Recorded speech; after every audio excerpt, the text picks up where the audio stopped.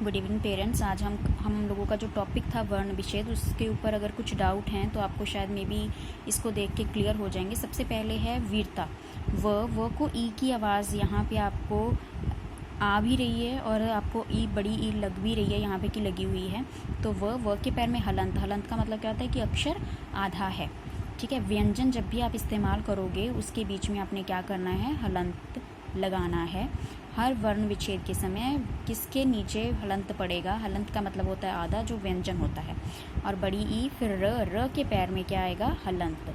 अब र के बाद यहाँ पे सिर्फ उसकी आवाज़ आ रही है, लगा हुआ नहीं है, मात्रा नहीं लगी हुई, तो हम लगाएंगे और त के साथ फिर आ रहा है, उसके साथ हमने क्या लगा दिया? पैर में हलंत।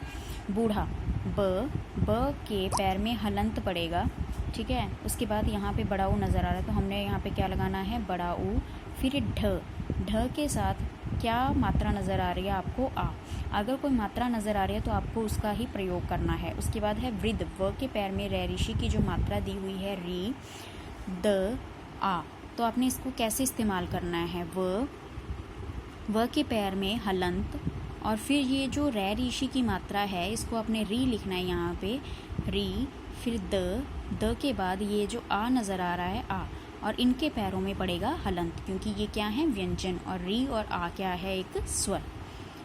चांद। च आपने क्या लगाया? च के पैर में हलंत, क्योंकि च क्या है? आधा, और च क्या है? एक व्यंजन।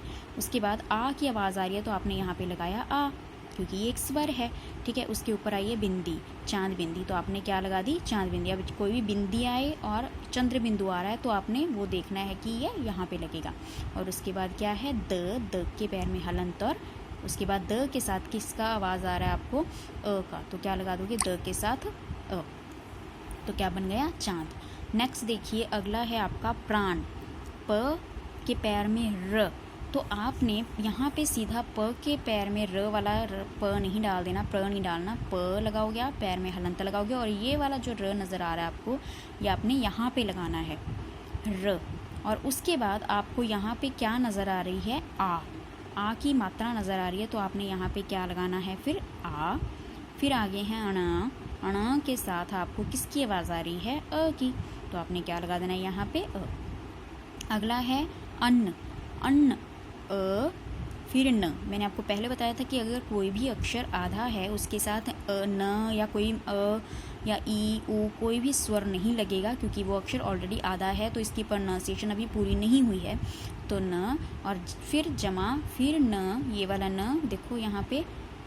ठीक है, फिर उसके बाद न के साथ किसकी आवाज़ आ रही है? अ की। आंखें आगे दिया हुआ है मौज।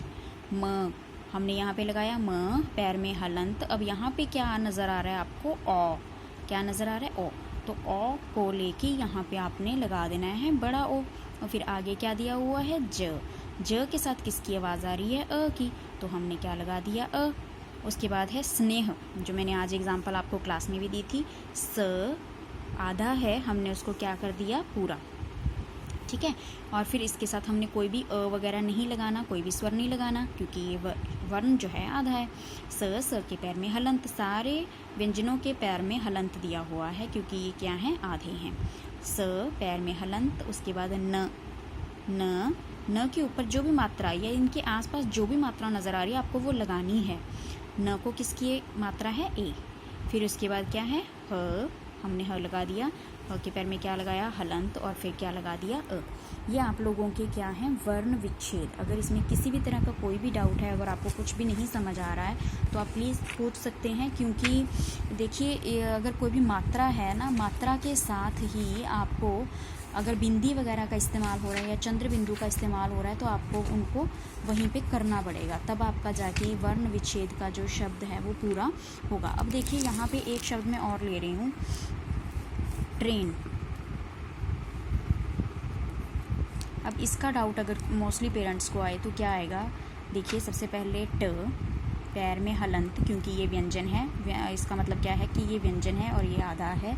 उसके बाद आप लोग लगाओगे पैर में ये क्या दिया हुआ है? र, ट्र, र। उसके बाद क्या नज़र आ रहा है आपको? ए। ऊपर क्या नज़र आ रही है आपको? ए, तो लगाइए ए जमा